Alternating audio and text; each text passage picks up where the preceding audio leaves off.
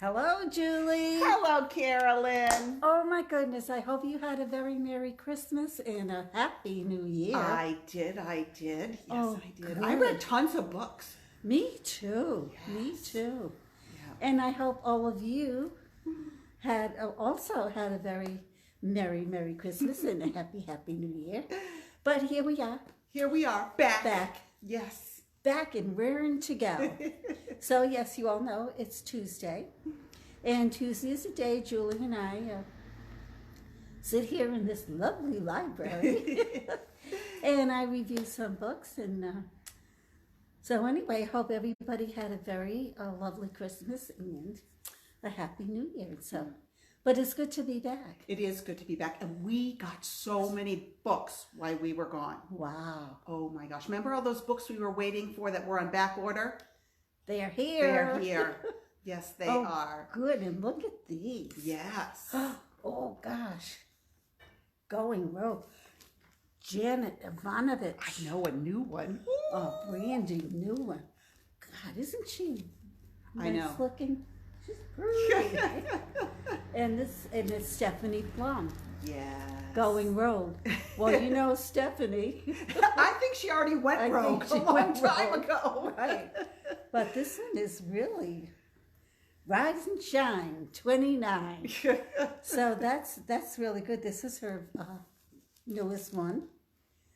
And it's, Stephanie Plum is breaking the rules. Oh, what a surprise. I know. Flirting with disaster.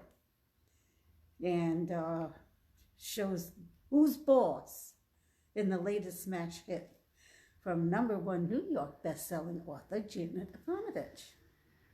So this looks like it's going to be pretty good. It does. I was looking at the inside cover, and it looks like she gets to her office, and that woman who's her assistant is just vanished.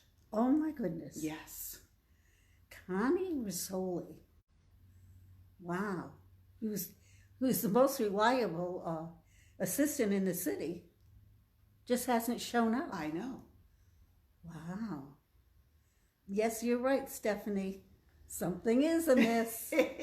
Anyway, here it is. Come and get it. Yes. I mean, it looks really... Number 29. Can you imagine? Wow. I know. Yeah. Look at this beautiful cover, too. I do love blue. I do love blue. Yeah. Going Rogue. Going Rogue. Alrighty.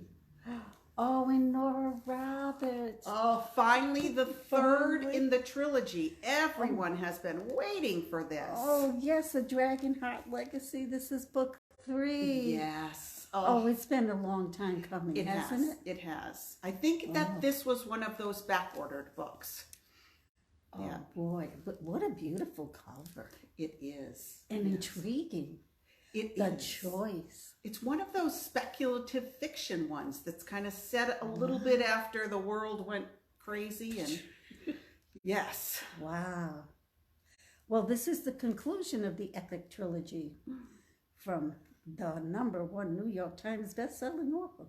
So I guess the first is The Awakening, and the second was The Becoming. Yes. So, and The Awakening was right after it happened. And then I think this one is now, maybe things have calmed down a bit. so are you saying that you probably should read 1 and 2 I first? think you definitely should read them in order. Yeah. You know me, I'm not a big read in order fan, but I think you should definitely read these in order. Yes. Oh, well, and they'll just captivate you, so you won't have to worry. Right. Yeah. Well, so that's good to know, Julie. Recommendation from Julie. But if you have read 1 and 2 already, grab 3. Here's And if not, number 3. get busy on 1. And Where have you been? Right. Wow. This looks really intriguing. Yes. Like a whirlwind here. Yeah. It's interesting to see what happens after the world goes crazy and then how it comes back together again. Because one would think that we would all be so happy to be alive that we would have a peaceful world. Oh, be nice. Yeah. Maybe. To each other. Oh, okay. Oh, but of course we can't. All right. Okay, so this looks intriguing. Yes, I would agree. I mean, just this Breen Siobhan Siobhan. Kelly grew up in the world of man and was once unaware of her true nature.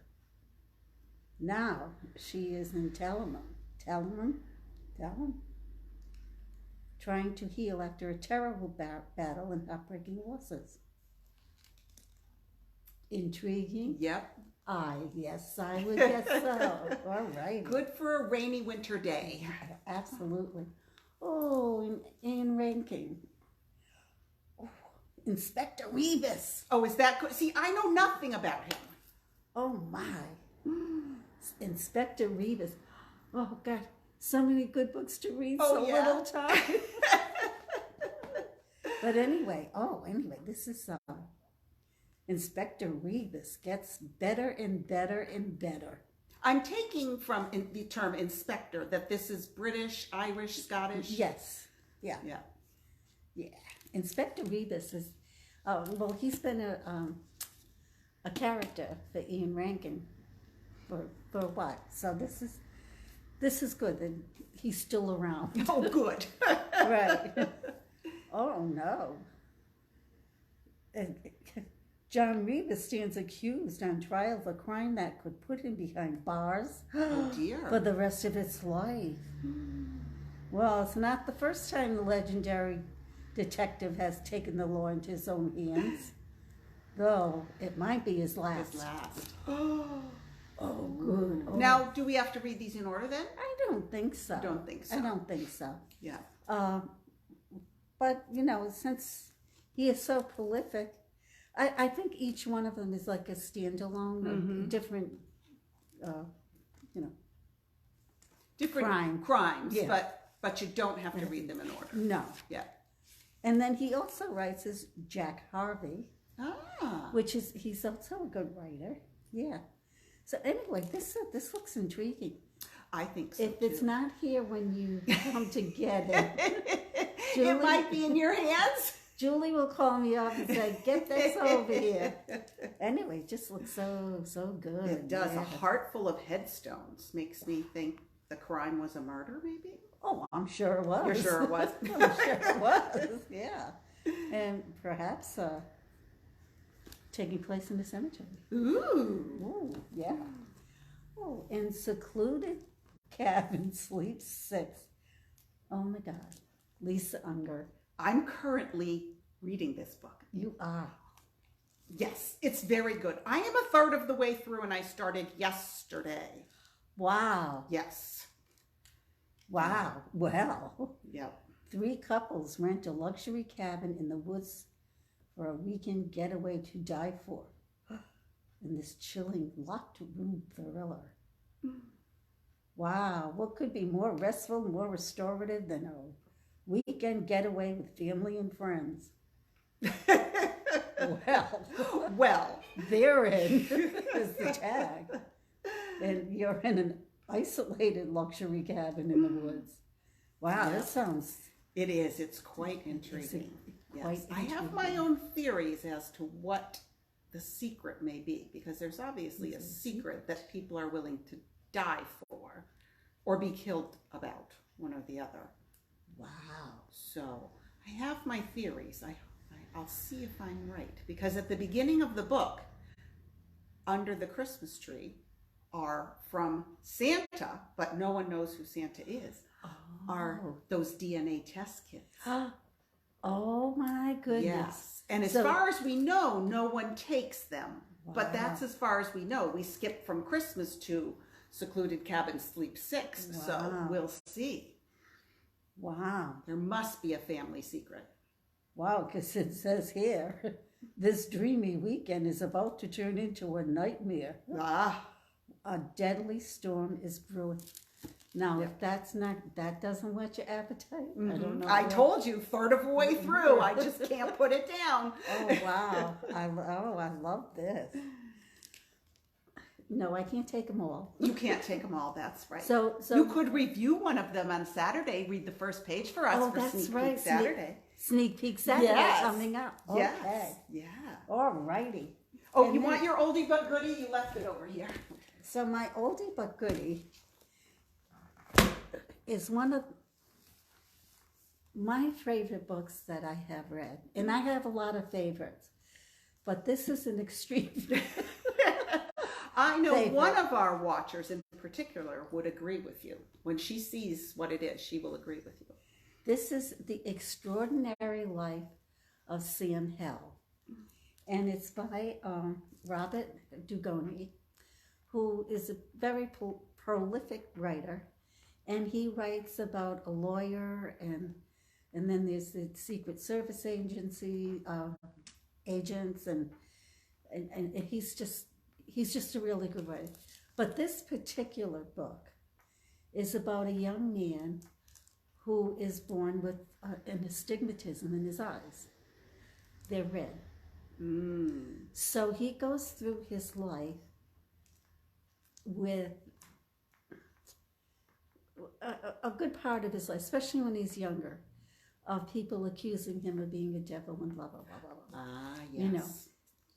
But he prevails, and his life is actually extraordinary. And this book is the best example of how we have difficulties in our life and how we deal with them. Mm-hmm. And Sam Hell deals with them extraordinarily. I know. I'd be still my heart, because I love this book. I've read it and reread it, and I've told everybody that I know, you've got to read this book. It's so inspiring. Mm-hmm. And so different from what he usually writes, huh? Yes. Yeah. But that's what a great writer does. That's what a great writer does, exactly. And this is the best. I love this book. I do. Actually, I might take it with me and read it again, because it's, like I try to tell people, if you've read a really good book and it stays with you, wait a year or so, 6 months, and then reread it. Mm-hmm. And I'll bet it still has the same effect on you. And probably more so, because you know how when you're reading a really good book, you don't want it to end, but you're also rushing to get to the end because you want to know what happens. So when you reread it, you know what happens. So then you can more just be Relax. in the moment of it. Yes. Yeah. And the nuances of when you're racing through it, that you might miss. So. Yeah. Anyway, so this has my really strong recommendation. Strong stamp of approval. Yes, this is a really, really good read.